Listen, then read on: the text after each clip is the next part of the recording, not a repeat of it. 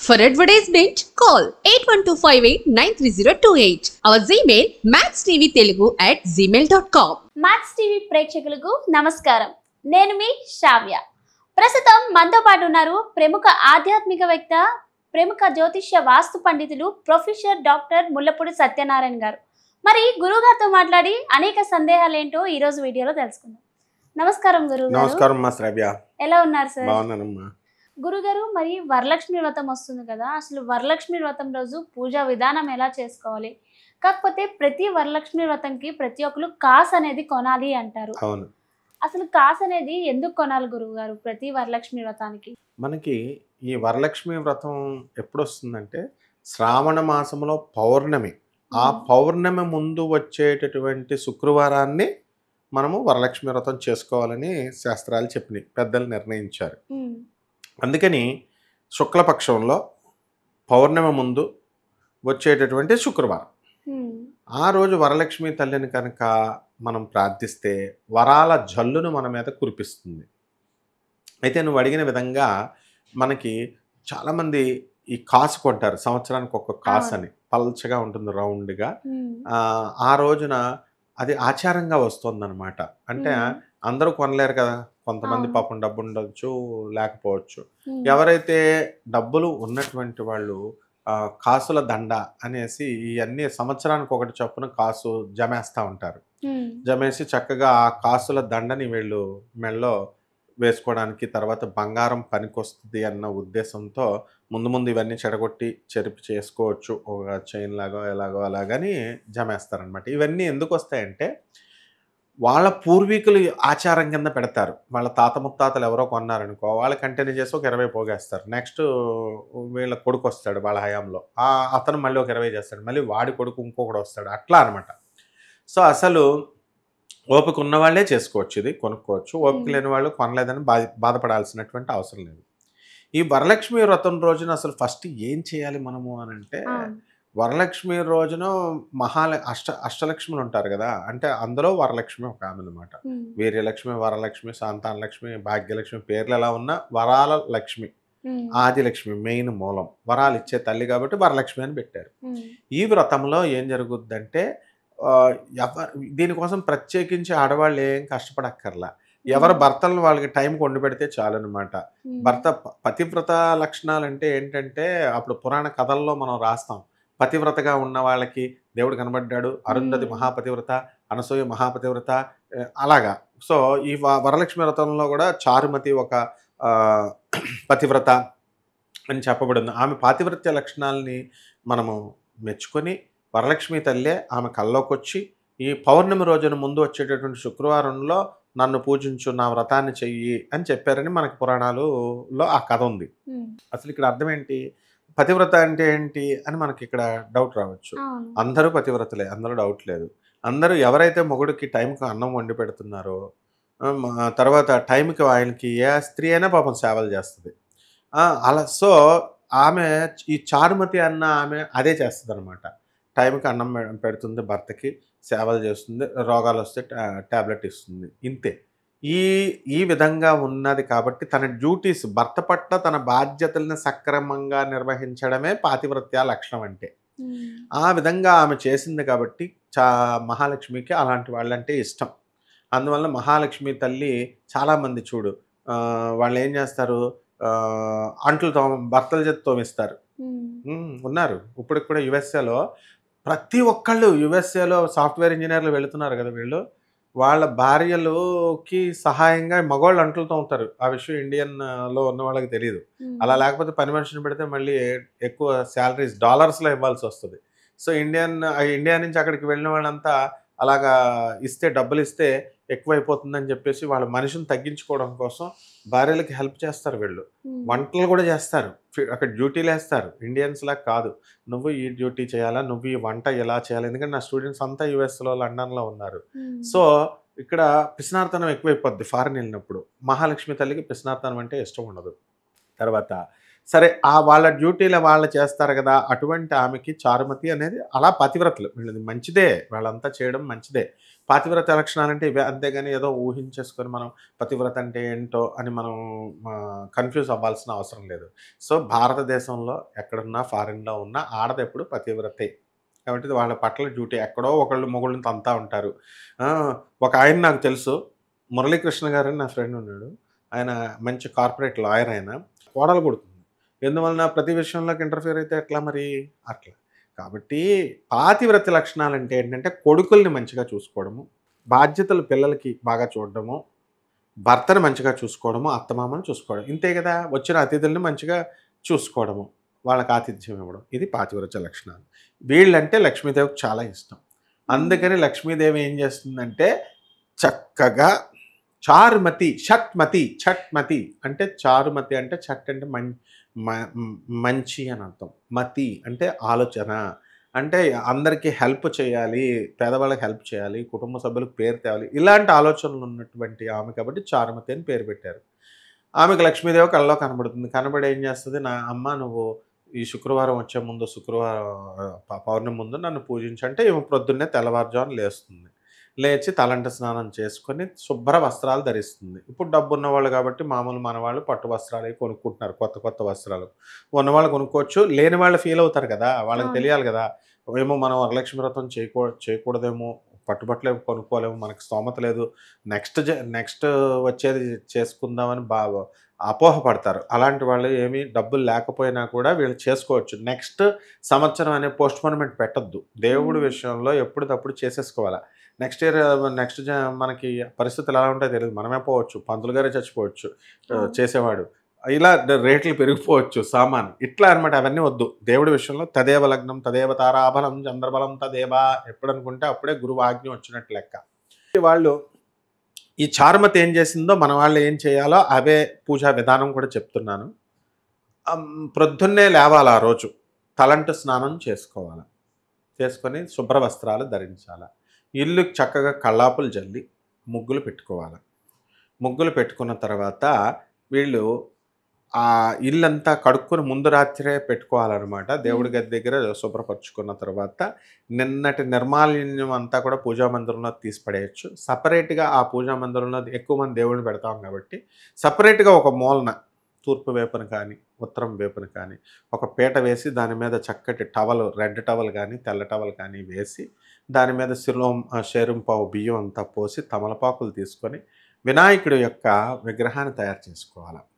ఆ తర్వాత మామూలుగా సత్యనారాయణ స్వామి వ్రతంలో పంచపాలకులు అంటే గౌరీ, విష్ణు, బ్రహ్మదేవుడు, తర్వాత ఇక సూర్యుడు, ఇలా రుద్రుడు, ఇలాగ మనం పంచలోక పాలకులను మనం తీసుకుంటాం. అష్టాదిక్పాలకులను తీసుకుంటాం. ఆదిత్యాది నవగ్రహ దేవతలను తీసుకుంటాం. ఇంద్రాది అష్టదిక్పాలకులను తీసుకుంటాం. సో ఈ విధంగా మనము ఎవరైతే పాలిస్తున్నారో వీళ్ళందరినీ కూడా నమస్కారం పెట్టుకోవాలా. వినాయకుడిని చక్కగా ఈ యొక్క తమలపాకులో పెట్టుకొని తర్వాత కలశం తయారు చేసుకోవాలి. కలశం కొత్త కలశం తీసుకోవచ్చు, లేకపోతే లాస్ట్ ఇయర్ ఉన్న కలశాన్ని కూడా వాడచ్చు.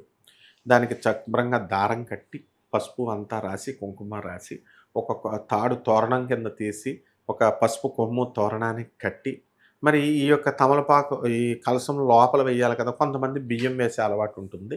కొంతమంది ఏం చేస్తారంటే నీళ్లు సగం వరకు వేసుకొని ఆ సగం నీళ్ళలో కొద్దిగా పసుపు కుంకుమ అది వేసుకొని దేవుడికి అర్పించాల్సింది చిల్లర పైసలు అది వేసుకొని తమలపాకులు కానీ మామిడి ఆకులు కానీ తెచ్చి కలశం పైన బయట పెట్టి చుట్టూ ఒక 5 దానిపైన ఒక కొబ్బరికాయ పెట్టి ఈ యొక్క రెడ్ కానీ ఆకుపచ్చ రంగుది కానీ జాకెట్ గుడ్డ పెడితే కలశం తయారైపోద్ది. ఈ కలశాన్ని దానిపైన పెట్టాలి. మహాలక్ష్మి అమ్మవారి ఫోటో దాని ముందు పెట్టుకోవచ్చు. పెట్టుకున్న తర్వాత మనకి ఇక నైవేద్యాల కోసం ఈ అడావిడ ఎక్కువ ఉంటుంది. పాయసాన్న ప్రియా త్వక్స్థాప శులోక భయంకరి. ఒక్క పాయసం తయారు చేస్తే చాలు. లలితా సహస్రం క్లియర్గా చెప్పాడు. మన వాళ్ళు ఏం చేస్తారంటే బూరెలు వేస్తారు, గారెలు వేస్తారు, తర్వాత పాయసాన్నం, పులిహార ఇలా పిలుస్తారు. మంచిదే, కానీ టైం మనకు అమ్మవారితో కనెక్ట్ అయ్యే టైం తగ్గిపోద్ది అనమాట. అలాగే ఆ రోజు బంధుమిత్రులందరినీ పిలుచుకుంటారు. మిత్రుల్ని, బంధువుల్ని. ఉంటే కలకలలాడుతుంది గానీ, మంచిదే. చారుమతి వ్రతంలో కూడా బంధుమిత్రులను పిలుచుకోమనే ఋషులు రాశారు. కానీ, బంధుమిత్రులొస్తే మనకేమవుతుందంటే టైం వేస్ట్ అవుద్ది ఆ రోజు. వీళ్ళకి అమ్మవారికి సేవలు చేయడం మానేసి వీళ్ళకి సేవలు చేస్తూ ఉండాలి. వీళ్ళకి అందించడం కాఫీలు, టిఫిన్‌లు, వీళ్ళ వీళ్ళేదో అడుగుతారు క్వెషన్ చెప్పకపోతే కుదరదు, ఫోన్‌లు. ఈ మధ్య కాలంలో అసలు వ్రతాలు చేసి కాస్ట్‌లీగా చేస్తున్నారు. అవును. ఎలాగా ఇప్పుడు కాసు కాకుండా బంగారపు ఒత్తులతో, లేకపోతే వెండి అనేది కామన్ అనుకో ఎప్పటినుంచో ఉంది. తర్వాత వెండి ఒత్తులు వేయడము, తర్వాత అంతా 9 రకాల పళ్ళు, ఈ 9 రకాల పుష్పాలు, ఇలా రకరకాలుగా ప్రతీదీ వెండి గిన్నెలు కొనడము, ఇందాక ఆర్భాటంగా అనమాట. ఇవన్నీ ఏం చేస్తున్నారు, మెడలో బంగారపు చైన్‌లు వేయడము అమ్మవారికి అన్నీ బాగున్నాయి. కానీ వాట్సాప్‌లు తీసి వాట్సాప్ స్టేటస్‌ల్లో ప్రతి బావ తన మరదలకు పెడతాడు. అలా అందరికీ స్టేటస్‌ల్లో పెట్టడము, వీట్ల మీద ఎక్కువ కాన్సంట్రేషన్ అయిపోయింది. సో, వీటిని తీసి పడేసేయాలి ఫస్ట్. మనం ఆ రోజున ప్రశాంతంగా ఆ ఒక్క రోజున మనం మహాలక్ష్మి అమ్మవారిని మనం సేవ చేసుకోవాలి. అంటే పూజ అంటే ఏంటంటే సోల్ ఎళ్ళి మనలో ఉన్న ఆత్మ అమ్మవారి పరమాత్మ కాబట్టి అందులో కలవాలి, కనెక్ట్ అయిపోవాలనమాట హృదయపూర్వకంగా. కాబట్టి అమ్మవారిని పీటల మీద కూర్చుంటాం. లక్ష్మీం క్షీరసముద్రరాజతనయాం శ్రీరంగధామేశ్వరీం దాసీభూత సమస్తదేవవనితాం లోకైక దీపాంకురాం అని చెప్పేసి శ్రీమన్మందగడాక్షలబ్ధవత్ బ్రహ్మేంద్ర గంగాధరాం త్వాం త్రైలోక్యకుటుంబినీం సరసిజాం వందే ముకుంద ప్రియమ్మ రామ్మ మహాలక్ష్మిని కలశంలో ఆహ్వానం చేయాలి. ధ్యానం చేసిన తర్వాత, ఆవాహనం పిలిచిన తర్వాత చక్కగా అమ్మవారికి కాళ్ళు స్థిర ఆసనం కూర్చోడానికి నవరత్నక స్వర్ణ సింహాసనం సమర్పయామది. అది ఇచ్చిన తర్వాత కాళ్ళు కడుక్కోమని పాద్యం, అర్ఘ్యం చేతులు కడుక్కోమని అర్ఘ్యం, వాటర్ తాగమని ఇచ్చేసి అమ్మవారికి తర్వాత స్నానం చేయమని చెప్పేసి పంచామృతాలు తయారు చేసుకుంటాం ఆ రోజు. పాలు, పెరుగు, తేనె, నెయ్యి, ఆవు నెయ్యి, తర్వాత పంచదార, వీటితో అమ్మవారి ఒక విగ్రహానికి అభిషేకం చేసుకుంటాం. ఆ విగ్రహం లేనటువంటి వాళ్ళు భయపడక్కర్లేదు. నువ్వు ఇందాక చెప్పిన కాసును పెట్టి దానికి చేయొచ్చు, లేకపోతే రూపాయి బిళ్ళ తీసుకొచ్చి అక్కడ పెట్టొచ్చు, లేకపోతే మీ ఇంట్లో ఏదన్నా అమ్మవారిది ఏదన్నా బొమ్మ, ఏదైనా ఏ మగదేవుడైనా పర్వాలేదు, అంత లక్ష్మీ స్వరూపమే. దానికి చక్కగా అభిషేకం చేసేసి అది తుడిచేసిన తర్వాత వాటర్తో నీళ్ళతో మనం కడిగేసిన తర్వాత అది తుడిచేసి బొట్లు పెట్టి గంధం బొట్లు అవన్నీ పెట్టేసి మళ్ళీ పూజా గదిలో పెట్టేసేయాలి. పెట్టేసిన తర్వాత ఇక్కడ అమ్మవారికి చక్కగా పసుపు, అక్షంతలు, గంధము, సెంట్లు, పన్నీర్లు ఇవన్నీ కూడా అమ్మవారికి వేసి అమ్మవారి మెడలో పూల దండలు. ఈ పూలు ఏం చేస్తున్నారు, చాలామంది 300 రూపాయలు పెట్టి బయటకు వెళ్తే ఏమి రావట్లేదు, పూలు కొనుక్కొచ్చేస్తున్నారు. ఇక మిగతా వాళ్ళు ఏం చేస్తున్నారంటే ముఖ్యంగా ఆడ దొంగలు తయారైపోయారు పువ్వులు. పొద్దున్నే లేచేసరికి ఈ ముసలి దొంగలు వీళ్ళు మార్నింగ్ వాకింగ్కి వెళుతూ ఓనర్కి చెట్లు పువ్వులు ఉంచకుండా వీళ్ళు మొత్తం పువ్వులు కోసేస్తారు. అలా కోసేసి కవర్లో పాపం మరి ఓనర్ చెట్లు నీళ్లు పెంచి ఇవన్నీ చేస్తాడు కదా. ఈ దొంగలకి చెప్పేది ఏంటంటే నేను ఇలాగా ఆ చెట్టుకు నీళ్లు పొయ్యాలి ఎప్పుడో ఒక రోజున వీళ్ళు అయిపోయి అప్పుడే వాళ్ళకి మాత్రమే అర్హత ఉంది పువ్వులు కోసుకోవడానికి. ఓనర్ కొన్నన్నా ఉంచాలా, ఉంచకుండా మీరు కోస్తే ఏమైపోద్దంటే, రాము గారని నాకు తెలిసిన ఒక ఆయన ఉన్నాడు బోరబండలో. ఆయన ఇలాగే మొత్తం పువ్వులన్నీ కోసేసేవాడు. కోసేస్తే ఓనరు అలా ఎన్నోసార్లు చెప్పినా వినేవారు కాదు. పారిజాతం పువ్వులతో సహా అన్నీ కోసేస్తుంటే వాళ్ళంతా ఓనర్ ఇంకా చెప్పి ఇంకా విసిగిపోయి శపిచ్చేసాడు. మనసులో తిట్టుకుంటారు కదా, అదే శాపం అంటే. చెప్పించారు. ఇప్పుడు ఆయనకి పాపం ఆ వయసులో చిన్న వయసే కానీ మతి భ్రమించింది. మొత్తం కంప్లీట్‌గా మైండ్ మర్చిపోతాడు. ఆల్జీమర్స్ వ్యాధి వచ్చేసింది. అంటే నన్ను చాలామంది అడుగుతారు, ఆయన రోజు పూజలు చేస్తాడు కదండీ, శివుడికి అభిషేకం చేస్తారు కదా, మరి ఎందుకు అలా అయిపోయాడు అంటే, మనం ఏం చేస్తాం, అది కర్మ. అంటే ఈ పూల దొంగతనం చేస్తే అలాంటి శాపాలు పెడతారు ఓనర్లు. చెట్టే పెడుతుంది, నువ్వు నీళ్లు పోసి తీసుకో తప్పులేదు. ఓనర్‌కి కొన్ని ఉంచి నువ్వు కొన్ని తీసుకో తప్పులేదు. అన్నీ నువ్వే పోసేసుకుంటే ఓనర్ ఏమవుతాడు? కాబట్టి వీళ్ళు ఏం చేయాలంటే ఇలాంటి పనులు చేయకుండా ఈ వాకింగ్‌కి వెళ్ళినోళ్ళు కవర్లు పట్టుకొని వెళ్ళి ఎవరి పువ్వులు దొంగతనం చేయొద్దు, దొంగ పువ్వులతో వద్దు, హాయిగా మీరు కొనుక్కొని చక్కగా చేసుకోండి. ఎందుకంటే ఆ దొంగ పువ్వులు చేసిన యజమానికి వెళ్ళిపోద్ది. వీళ్ళు చేసిన పూజలో సగం ఫలితం యజమానికి వెళ్ళిపోద్ది. ఆ విధంగా మహాలక్ష్మి తల్లికి కుంకుమ, పసుపు ఇవన్నీ వేసిన తర్వాత అష్టోత్తర శతనామాలతో ఓం ప్రకృత్యై నమః, వికృత్యై నమః, చంచలాయై నమః ఇలా పూజ చేసేసిన తర్వాత ధూపం వేస్తాము. దీపంలో మళ్ళీ నూనె కోసం కన్ఫ్యూజను. ఏమంటే ఆవు నెయ్యి వేయాలండి, నువ్వుల నూనె వేయాలా అండి, కొబ్బరి నూనె, ఈ 3 పర్లేదు ఏదేసినా. ఇంకా నవమూలిక తైలం, ఇంకో తైలం ఇలా చెప్తారు. అవన్నీ ఏం అవసరం లేదు. సో ఫ్యాషన్‌గా చేస్తే తప్పనమాట. అమ్మవారి అనుగ్రహం రాదు. చక్కగా ఈ నూనెతో పోసి అమ్మవారికి చూపించి నైవేద్యాల కోసం టైం వేస్ట్ చేసుకోకండి. ఒకటో రెండో చేసుకొని అమ్మవారికి కనెక్ట్ అయిపోండి. అంటే నేను చెప్పే ఉద్దేశ్యం ఏంటంటే ఎక్కువ సేర్లు అమ్మవారికి కనెక్ట్ అవ్వాల. ఓం మహాలక్ష్మి అని. మళ్ళీ ఈ మంత్రాల్లో కూడా ఏమన్నా స్పెషల్ మంత్రాలు ఉన్నాయండి అని ఇలా ఓం మహాలక్ష్మి నమః చాలు. లేదా ఓం శ్రీం నమః చాలు. ఓం శ్రీం మహాలక్ష్మి నమః చాలనమాట బేజాలు. ఇంకా అసలు మహాలక్ష్మిలోనే అల్టిమేట్ మంత్రం ఏంటంటే ఓం శ్రీం హ్రీం శ్రీం కమలే కమలాలయే ప్రసీద ప్రసీద శ్రీం హ్రీం శ్రీం ఓం మహాలక్ష్మి నమః. దీన్ని మించిన మహామంత్రమే లేదు. ఏదో ఒకటి చేసుకొని అమ్మవారి మీద కాన్సంట్రేషన్‌తో హారతి ఇచ్చి పాయసాలన్నీ ఇచ్చేసిన తర్వాత హారతి ఇచ్చిన తర్వాత అమ్మవారికి దండం పెట్టుకుంటే తప్పకుండా అమ్మవారి కోరిక తీరుస్తుంది. మహాలక్ష్మికి ఆ తర్వాత వాయినాలు ఇస్తారు. ఈ వ్రతంలో ఉన్న స్పెషాలిటీ ఏంటంటే తోరణాలు ఉంటాయి కదా, 9 తోరాలు ఉన్నటువంటి తోరణం కట్టుకోవాలి వీళ్ళు. ఆ తర్వాత వచ్చినటువంటి భక్తులందరికీ కూడా తోరాలు ఇవ్వచ్చు, కట్టుకోవచ్చు. తర్వాత వీళ్ళు వాయినాలు పసుపు, కుంకుమ, అరటిపండు ఏదో ఒక పండు పెట్టి వీలుంటే జాకెట్ ముక్కలు అవన్నీ పెడతారు. ఇంకా కెపాసిటీ ఉన్న వాళ్ళు చీరలు పెడతారు. కానీ ఇక్కడ ఒక మిస్టేక్ చేస్తున్నారు. వాళ్ళ చుట్టాల్లోనే ఇచ్చుకుంటున్నారు వీళ్ళు. అలా కాదు. వీలున్నంత వరకు పేదవాళ్ళకి, బయట వాళ్ళకి ఇవ్వాలన్నమాట.